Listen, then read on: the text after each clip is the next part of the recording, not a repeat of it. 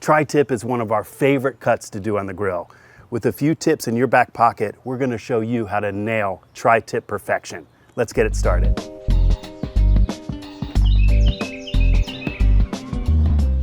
So the tri-tip cut, if you haven't heard about it, it's really attributed to California as far as making it popular. Santa Maria tri-tip on Santa Maria grills. We've made a rub that's going to be perfect for it. We're calling it the Santa Maria rub. Done reverse sear over low heat, then increasing the heat to high for a great crust. It's going to be perfection. Let's get the rub started. This is a super simple rub with just a handful of ingredients. Salt and pepper in equal amounts, specifically coarse kosher salt, fresh cracked pepper, granulated honey. I love using this in rubs, and feel free to use sugar in the raw or brown sugar if you can't find this granulated honey. Then in with some granulated garlic and granulated onion.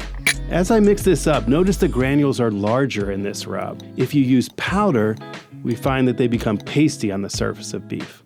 Texture should be like beach sand.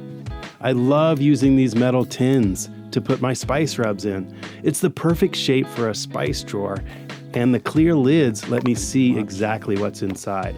But I always label them so I'm sure I know exactly what I've got. This is a tri-tip. Take a look at the triangular shape with 3 points on it. It also has a distinct grain direction. The fibers of the meat travel straight this way and then are long as they go toward the slender point. This is super important to note when we cut it later. See how clean this cut is? I've removed the excess fat from the outside, but this is what a tri-tip looks like before being fully trimmed. It has a fat cap on one side. You're welcome to leave that fat cap on. I found that I prefer it trimmed up. Okay, let's get the tri-tip ready for the grill. We'll take the rub and sprinkle it all over the cut. Now, I do like to give the seasoning a chance to penetrate, so I'll wrap it in plastic wrap and refrigerate for at least 2 hours. This will give me time to get the smoker set up.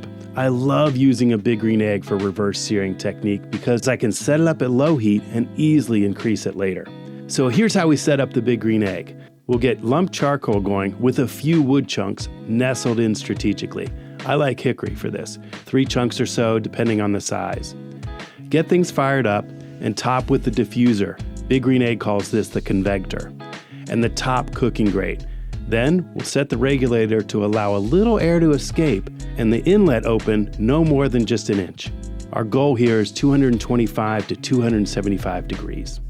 Now that our smoker is ready and the tri-tip is ready, we'll put the tri-tip in the center of the grate. I'll put a probe thermometer into the cut so I can monitor the smoking without having to open up the smoker. The end of the probe should target the center of the roast. That's super important for accuracy.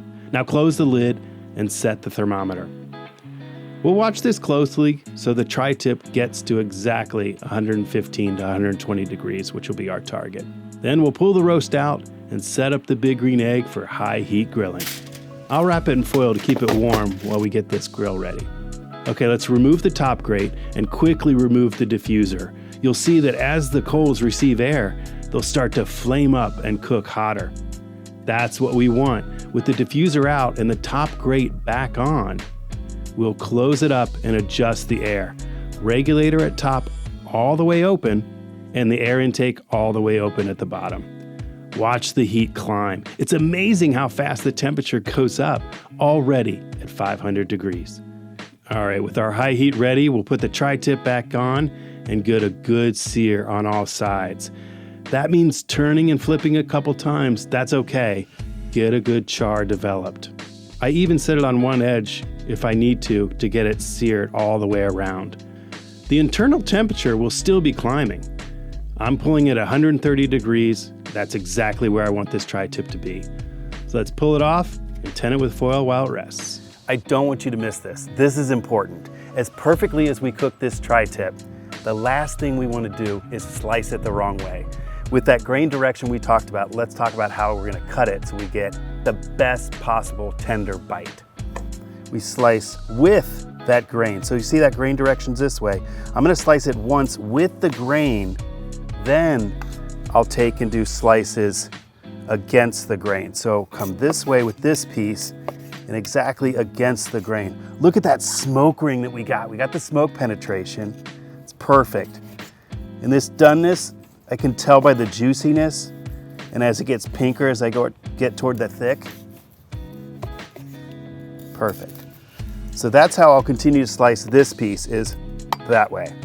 For this triangular shaped one, remember the grain direction's this way, so I want to slice against the grain. Thin slices, and continue through. That is tri-tip perfection.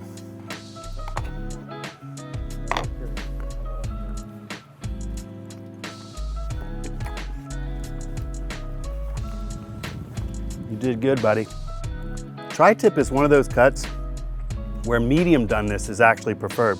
Most steaks, I'm a rare, medium rare guy, but for tri-tip, to me, medium is where it's at for the perfect tenderness. Make sure to like and subscribe, and we'll see you next time at the grill.